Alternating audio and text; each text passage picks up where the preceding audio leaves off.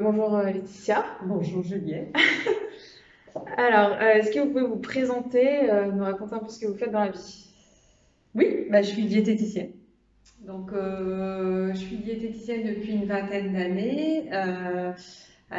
Bon, souvent on me demande comment ça se fait que je suis arrivée dans le monde de la diététique. Alors, c'est simple.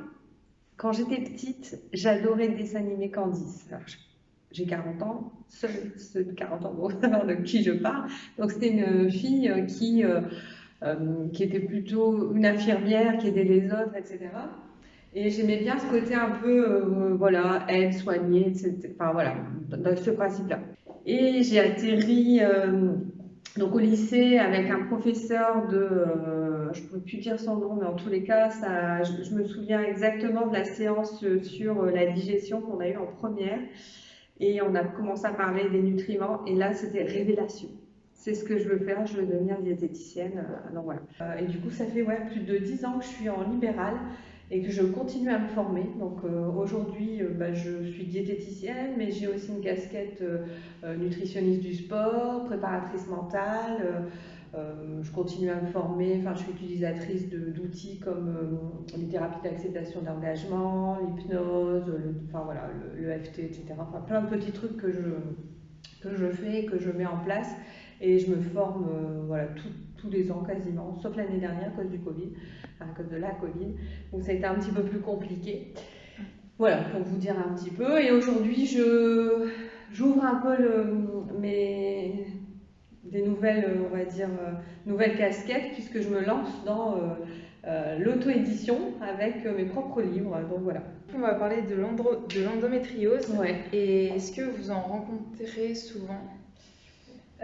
Alors, oui, enfin j'en rencontre régulièrement, souvent c'est pas le terme, mais régulièrement oui. Après, c'est vrai que c'est pas non plus la première intention. En fait, il y a des personnes qui viennent en première intention avec la problématique de l'endométriose, mais la première intention est souvent un problème de mal-être, de surpoids qui est engagé, et aussi de mal-être corporel avec des douleurs. Et voilà, ils essaient de chercher une solution parce que ça va pas du tout. Enfin, l'image d'elle-même, en règle générale, quand on touche à la féminité, parce que bon, l'endométriose, ça touche vraiment à la féminité, on est plutôt là-dessus. Et finalement, enfin voilà, il s'avère que deuxième attention, enfin au bilan, on s'aperçoit qu'il y a de l'endométriose. Et du coup, la prise en charge, elle est globale, quoi. Il y a un lien direct entre l'endométriose, enfin un lien direct, pas forcément évident, mais il y a un lien quand même. En fait, l'endomètre, c'est le tissu qui est un petit peu à l'extérieur, qui peut aussi s'épaissir et du coup s'enflammer, entre guillemets. Et comme il s'enflamme, c'est à côté du tube digestif et notamment au niveau des intestins. Donc c'est vrai que lorsque euh, voilà, on va analyser ce qui se passe au niveau de l'intestin, on va rendre un intestin un peu plus confortable. Il y a beaucoup de personnes, par exemple, touchées par l'endométriose, qui sont susceptibles à être syndrome du côlon irritable. Et du coup, quand on traite un petit peu ce syndrome, on diminue les symptômes, enfin, le symptôme qui est la douleur et la gêne. On diminue, on ne l'enlève pas, mais on diminue. Donc c'est vrai on va y apporter ce savoir, en tous les cas par rapport à l'alimentation. On va revoir un petit peu ce qui se passe au niveau des intestins, au niveau de la digestion, etc. Donc pourquoi pas mettre un protocole un peu FODMAX. Donc il y a des études qui ont prouvé, par exemple pour le fait d'enlever le gluten et le lactose, ça pouvait soulager parce que certaines personnes étaient un peu réactives à ça. Donc on pourrait tendre notre protocole dans ce sens-là, mais aussi une alimentation un peu plus anti-inflammatoire, j'allais dire le contraire, anti-inflammatoire justement aussi pour désenflammer entre guillemets ce qui se passe au niveau de l'endomètre. Notre but finalement c'est d'aider à éviter qu'elles aient plus de douleur, quoi. Enfin, c'est vraiment de limiter et les pics, parce que par exemple au moment des règles ça peut aussi être un pic de douleur qui peut arriver, et du coup voir avec elles. Il y a des, enfin, il y a, le soir, par exemple, certaines certaines digestions d'aliments ont tendance à accentuer un petit peu plus les douleurs quand on est réglé. Donc du coup, voilà, on va cibler avec elle ce qui est plus confortable pour elle.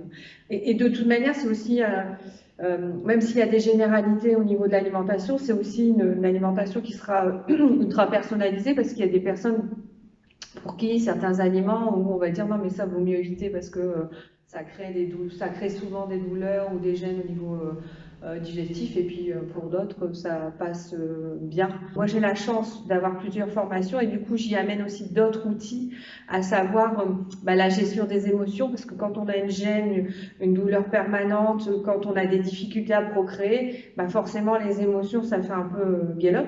Donc du coup, je mets tous ces outils à contribution. Et puis, j'essaye de faire une approche un peu plus type holistique, mais rien ne m'empêche de faire appel à mes confrères, chose que je fais tout le temps, à savoir les confrères médecins déjà, parce que à un moment donné, on va aussi peut-être proposer des probiotiques et du coup passer par le médecin, c'est important. La gynécologue, mais aussi la psychologue, sophrologue également, c'est bien dans ces moments-là justement pour apprendre à se connaître et puis voir un petit peu comment on peut faire évoluer les choses, quoi. L'une des complications qui pourrait être présente, c'est vraiment la partie psychologique que ça peut induire. Voilà, la partie psychologique. Bon, moi, c'est vrai que j'utilise à ce moment-là les outils des thérapies d'acceptation et d'engagement, mais j'amène quand même la personne à aller voir un psychologue ou en tous les cas une personne avec qui elle peut parler de cette problématique, hein, parce que je le disais au début là, mais ça touche vraiment à la féminité de la femme et du coup de l'image d'elle-même qui est quand même vachement touchée. Et du coup, le fait d'être accompagnée aussi par un thérapeute, psychologue ou autre, c'est confortable aussi pour elle. Est-ce que vous avez des retours positifs de vos patientes? Dans l'ensemble, les personnes sont assez contentes puisque les douleurs, elles arrivent à trouver finalement un petit chemin, un petit quotidien qui leur plaît. Et puis le fait d'avoir une douleur qui est soulagée, c'est vraiment plus agréable pour elles. Donc on arrive ensemble au fil et à mesure des séances, à fignoler le truc pour que ce soit vraiment confortable pour elle et que ça se passe de mieux en mieux. J'ai pas de retour. Alors, on pourrait qualifier ça d'un retour positif. J'ai pas de retour désastreux où ça ne va pas. Enfin voilà, la personne est tellement mal en règle générale quand elle vient vous voir que le petit pas qui est fait, c'est déjà un confort pour elle. Donc finalement, on va toujours de confort en confort et puis voilà. Après, on ne sort pas d'endométriose, hein, je veux dire, c'est quelque chose qui est quasi permanent, hein. On n'a pas aujourd'hui, c'est difficile. Le but, c'est d'y aller petit à petit pour trouver ce qui marche. C'est ça, ce qui fonctionne, ce qui est confortable pour la personne, ce qui peut être fait aussi, parce qu'il y a des personnes, il peut y avoir des choses qui peuvent être compliquées, donc du coup, trouver des alternatives ensemble. À la base, mon métier, c'est quand même être technicienne de l'alimentation, et du coup, c'est de l'aider aussi à trouver cette technique au niveau de l'alimentation pour son quotidien. Si vous aviez un conseil à donner à ces femmes, quel serait-il? De ne pas hésiter à aller voir des spécialistes, même si il y a une multitude de spécialistes qui se disent spécialistes de l'alimentation, je tiens à préciser, et qui ne sont pas forcément spécialisés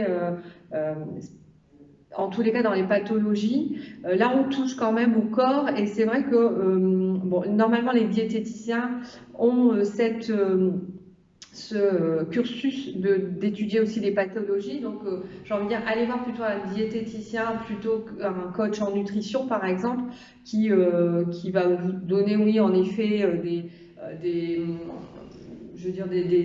idées d'équilibre alimentaire, mais qui ne va pas rentrer dans le processus plus important de la pathologie en elle-même. Après, c'est comme tout, hein, il y a des bons comme des mauvais. Il y a des avec qui ça passe bien, il y a des avec qui ça passe pas bien. Donc faut pas rester sur une première impression. il faut voilà, ne pas hésiter à aller voir les spécialistes. Et puis, il y a des diètes qui se sont vraiment spécialisées pour l'endométriose. Hein, donc, il ne faut pas aussi hésiter à aller voir, à taper sur Internet. Il y en a qui font de la visio, enfin de la distance, donc pourquoi pas. Et puis aussi les gynécos, c'est pareil. Hein, vous avez des spécialistes en cancérologie, vous avez des spécialistes en endométriose. Donc, et c'est vrai qu'en fonction, j'ai envie de dire, de la souffrance dans laquelle vous vous trouvez, il ne faut pas hésiter à creuser et puis aller voir le spécialiste. Ok. Merci Bon, Juliette. merci beaucoup. De rien.